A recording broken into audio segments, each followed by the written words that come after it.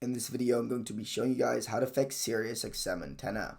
So first, turn the radio off and inspect the antenna. Look for loose plugs, bent cable sections, cracked housing, or damaged magnetic base.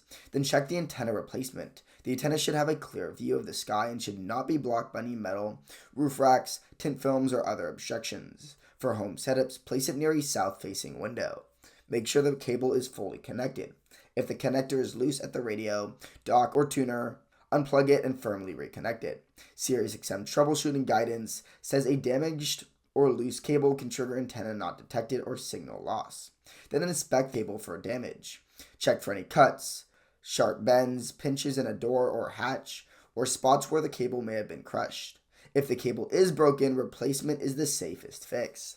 Then test the radio after connecting. Turn the unit off and back on, and then wait a few minutes for signal reacquisition. Sirius XM notes that this can help reset some antenna-related errors.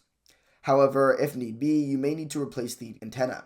If the antenna itself is cracked, water damaged, or still fails after checking replacement and cable connections, swap it for a compatible Sirius XM replacement antenna and follow the manufacturer's install steps. Then just confirm it works. So after installation, check for channel reception and make sure the signal stays stable while driving or moving the unit.